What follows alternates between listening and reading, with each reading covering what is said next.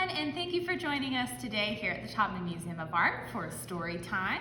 Today we're going to be reading Extra Yarn by Mac Barnett and illustrated by John Klassen. And we want to thank our friends at Harper Collins Publishing for giving us permission to read this today. Let's get started.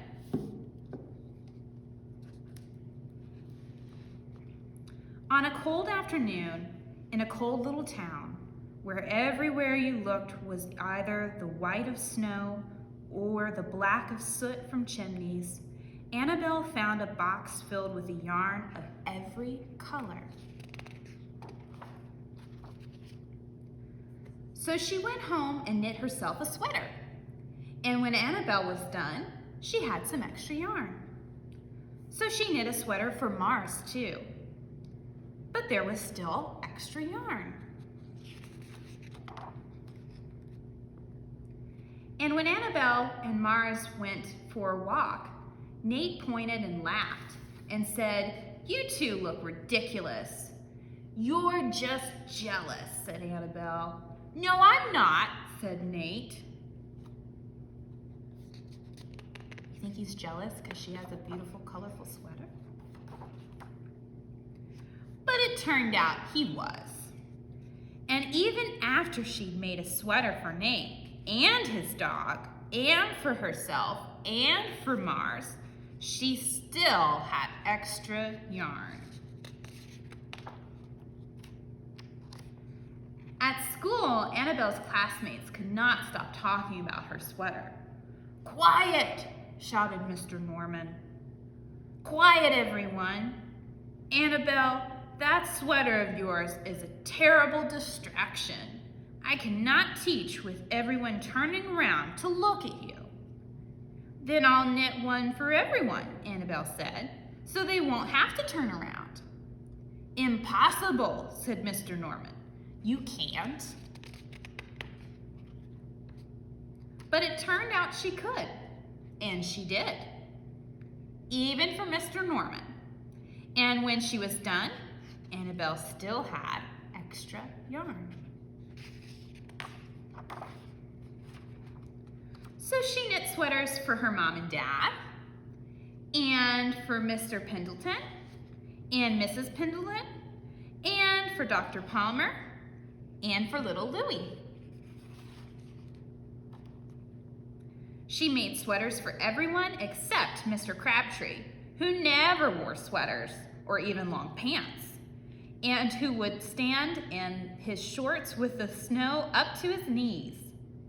"No sweater for me, thank you," said Mr. Crabtree. So she made Mr. Crabtree a hat. And even then, Annabelle still had extra yarn. She made a sweater for all the dogs and all the cats and even other animals too. Soon Annabelle will run out of yarn.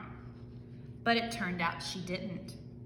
So Annabelle made sweaters for things that didn't even wear sweaters, like the tree, the mailbox, and the house.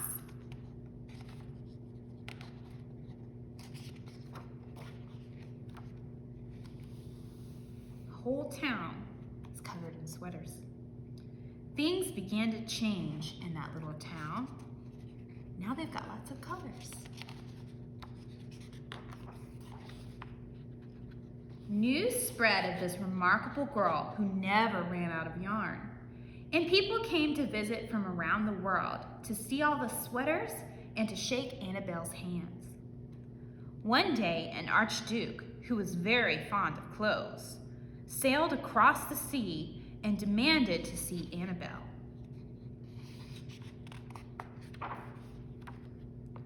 "Little girl," said the archduke, "I would like to buy that miraculous box of yarn, and I am willing to offer you $1 million. Would you sell the yarn for $1 million? "No, thank you," said Annabelle, who was knitting a sweater for a pickup truck. The archduke's mustache twitched. $2 million, he said. Annabelle shook her head. "No, thanks." 10 million. shouted the Archduke. "Take it or leave it." "Leave it," said Annabelle. "I won't sell this yarn." And she didn't.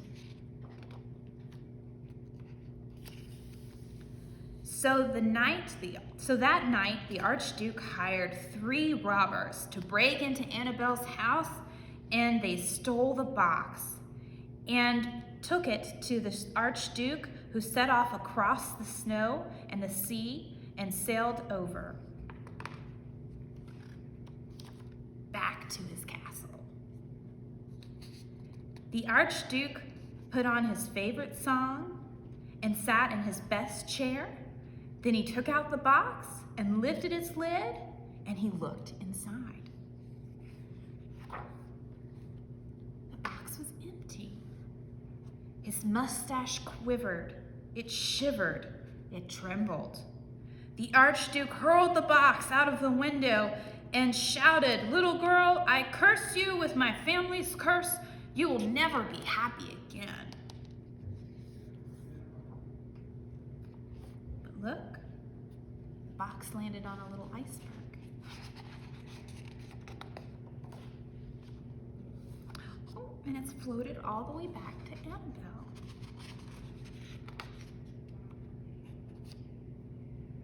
It turned out she was happy. The end. If you happen to have some extra yarn at home, join us later because we're going to have a really fun project to go along with the story. See you then.